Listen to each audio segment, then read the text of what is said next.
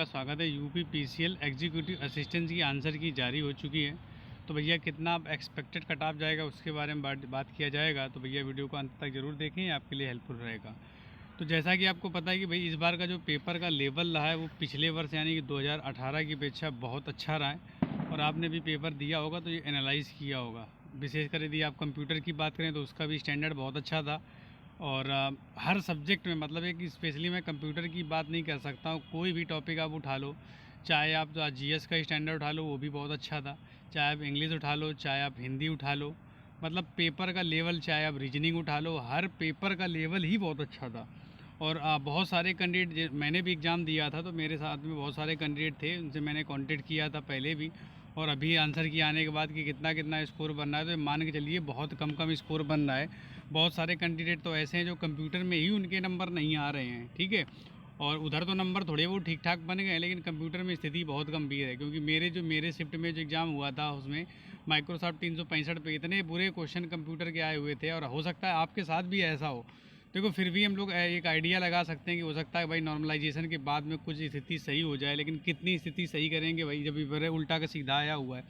और पिछले वर्ष से आप यदि कंपेरिजन करेंगे तो वैकेंसी तो कम है, लेकिन जब देखो सब कुछ डिसाइड करता है, प्री की कटाव हो चाहे फाइनल कटाव, वो डिसाइड करती है आपका पेपर का स्टैंडर्ड आप जितना अच्छा बना देंगे उतनी कटाव अच्छी खासी डाउन मार जाएगी। और पेपर का स्टैंडर्ड आप जितना ज़्यादा गिरा देंगे उतना ही कटाव अच्छी खासी बूस्ट हो जाएगी, ठीक है।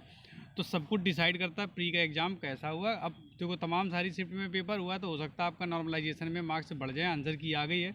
अब इससे ये भी पता चल जाएगा कौन सी शिफ्ट सबसे कठिन रही है, कौन सी शिफ्ट सबसे सरल रही है। सबसे सरल का मतलब बहुत ज़्यादा ऊंचा नीचे तो नहीं होगा, लेकिन थोड़ा बहुत इफेक्ट पड़ेगा। हो सकता है नॉर्मलाइजेशन में किसी शिफ्ट में ज़्यादा नंबर बढ़े और किसी शिफ्ट में कम नंबर बढ़े। फिर भी एक अनुमान लगाया जा सकता है कि इस रेंज में यदि हो, क्योंकि आपको पता है कि भैया यूपी पीसीएल का जो एग्ज़ाम होता है वो बहुत तेज़ प्रोसेस रहता है। यानी कि इनका रिजल्ट भी जल्दी आता है, स्किल भी बहुत जल्दी होती है, फाइनल भी जल्दी आता है।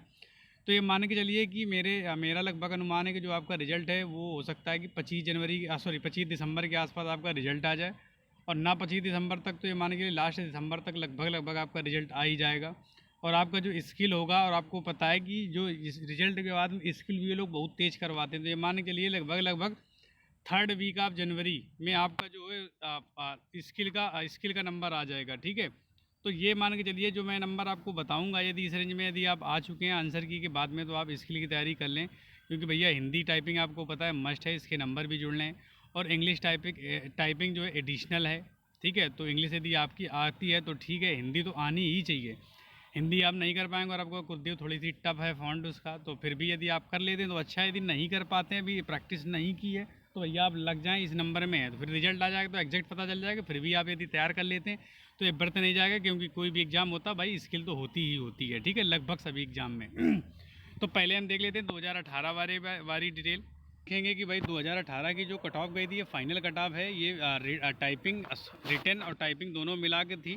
तो उस बार वैकेंसी भी ठीक ठाक थी। और पेपर का लेवल इस बार की अपेक्षा बहुत कम लेवल पे मान के चलिए। ये मान के चलिए इस बार 15 है, सॉरी इस बार 20 है, तो उस बार पेपर का लेवल 15 था। ऐसे आप डिफरेंट खुद चेक कर सकते हैं। बहुत अच्छा पेपर इस बार बना है।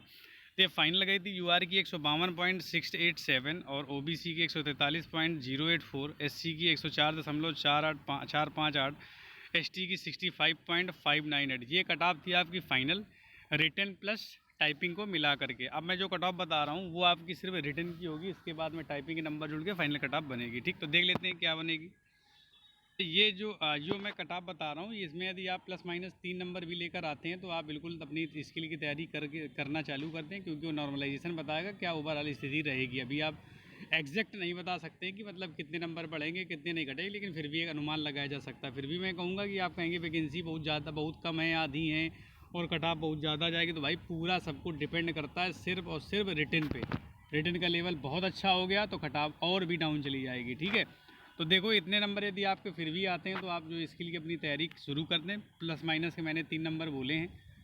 तो एक यूआर यदि आप कैंडिडेट हैं और आपके नंबर 120 से 122 के रेंज में हैं तो आप तैयारी चालू कर दें। ऐसे ओबीसी 114 से 116, ईडब्ल्यूएस की 110 से 112 और एससी की 92 से 94 और एसटी की 78 से 80। इस रेंज में यदि आपके नंबर आते हैं तो भैया आप स्किल की तैयारी शुरू कर सकते हैं। और फिर रिजल्ट बताएगा ओवरऑल कितनी लगभग कट ऑफ जा रही है, मैं अनुमान लगा सकता हूँ, ठीक है। फिर आपके हिसाब से कितनी कट ऑफ रह सकती है आप भी कमेंट करके बता सकते हैं। वीडियो को लाइक कर देना, और यदि मेरा प्रयास सही लगे तो आप चैनल को सब्सक्राइब करके सपोर्ट कर देना। Thanks for your time.